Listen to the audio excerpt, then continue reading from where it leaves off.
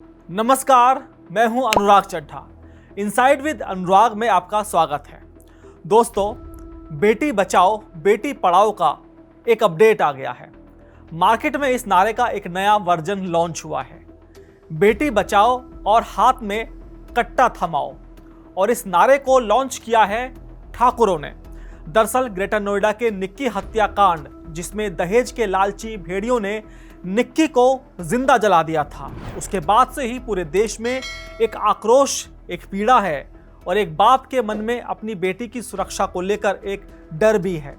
निक्की हत्याकांड के बाद जहां पूरा समाज और आम आदमी सोशल मीडिया पर निक्की के इंसाफ के लिए हैशटैग चला रहा था, तो दूसरी तरफ ठाकुर समाज ने बहन बेटियों की सुरक्षा और उनके सम्मान के लिए सीधे सिस्टम से ऐलाने जंग कर दिया है। ठाकुर समाज ने इंसाफ का इंतजार करने की बजाय इंसाफ करने के तरीके को ही बदलने की योजना बना ली है। और इस योजना का सारांश है कि बेटियों को डोली के साथ उन्हें कट्टा और बंदूक देकर विदा करो। ठाकुर समाज का यह कदम कानूनी तौर पर गलत हो सकता है, लेकिन जनता की नज़रों में यही एकमात्र रास्ता है और जनता को इसका समर्थन भी मिल रहा है। दरअसल निक्की हत्याकांड के बाद ठाकुर समाज की केसरिया महापंचायत बैठी। यह पंचायत बागपत के गौरीपुर मितली गांव में हुई, जहां अखिल भारतीय क्षत्रिय महासभा के लोग जुड़े, मंच सजा और महासभा के अध्यक्ष ठाकुर कुंवर अजय प्रताप सिंह ने माइक पर आकर ऐलान किया कि हम अपनी पुरानी परंपरा भूल रहे हैं। आज बेटी का कन्यादान करते हैं तो सोना चांदी रुपया देते हैं, लेकिन उसे पहनकर बाजार जाएगी तो लूट लिया जाएगा। उसे कोई चोर उचक्का ना छेड़ सके, इसलिए बेटी को रुपया या सोना चांदी दो या ना दो, मगर एक कटार या एक तलवार ज़रूर दो। और सुनो, अगर रिवाल्वर महंगी लगती है तो उसके हाथ में कट्टा दे दो। सोचिए, जिस देश में हम 5G की स्पीड पर जी रहे हैं, वहाँ एक समाज अपनी बेटियों की सुरक्षा के लिए 1857 वाली क्रांति की बात कर रहा है। कानूनी तौर पर यह बयान 100% गलत है, लेकिन जिस बाप की बेटी जली हो उसके दिल पर हाथ रखकर पूछिए, क्या अपनी बेटी की जान बचाने की छटपटाहट गलत है?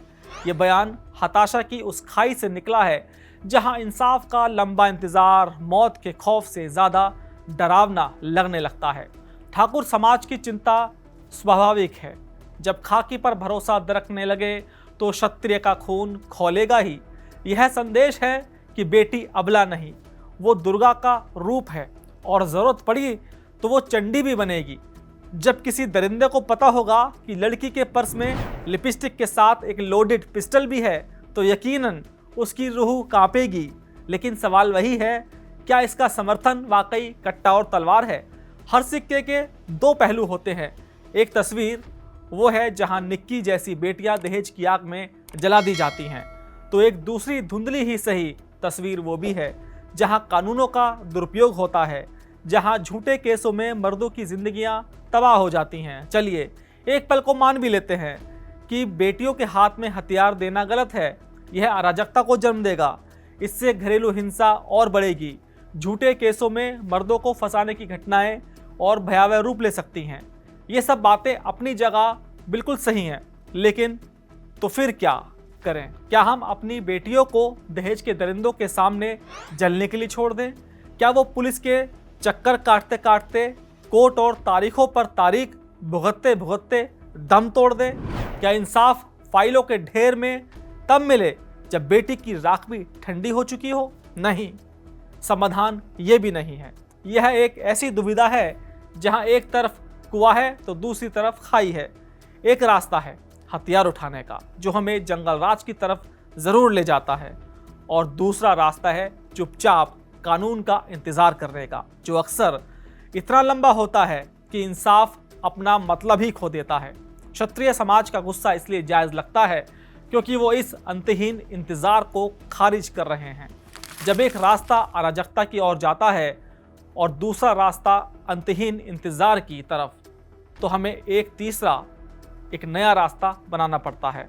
रास्ता समाज अपनी क्रांति की तरफ बनाता है। जिस दिन समाज ने यह तय कर लिया कि जो परिवार दहेज मांगेगा हम उसके घर की चाय भी नहीं पिएंगे, उसे अपनी बेटियों का रिश्ता भी नहीं होने देंगे, उससे हर नाता तोड़ लेंगे। यकीनन मानिए, सरकार के कानून से ज़्यादा समाज के इस कानून का डर होगा। आज बहस इस पर हो रही है कि बेटी के हाथ में क्या हो, कट्टा, कलम, बेलन या फिर पेपर स्प्रे।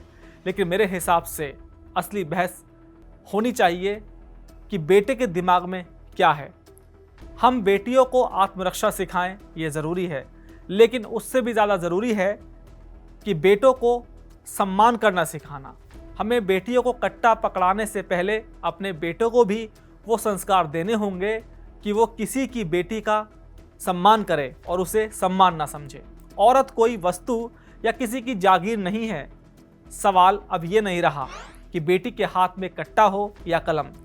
असली सवाल ये है कि हम एक समाज के तौर पर अपने बेटों के हाथ में क्या दे रहे हैं, संस्कार या अहंकार। बागपत की इस महापंचायत का फरमान भले ही गैर कानूनी हो, लेकिन यह है हमारी सामाजिक चेतना पर एक बहुत बड़ा सवाल खड़ा करता है। यह एक अलार्म है, एक चेतावनी है कि अगर सरकारें और कानून व्यवस्था अपनी जिम्मेदारी निभाने में नाकाम रही तो समाज अपना इंसाफ खुद करने सड़कों पर उतर आएगा।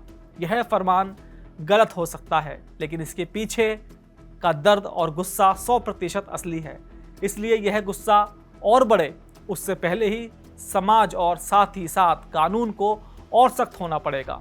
कानून को चाहिए कि ऐसे मामलों में देरी की जगह इंसाफ हो, क्योंकि वो कहते हैं ना कि justice delayed is justice denied.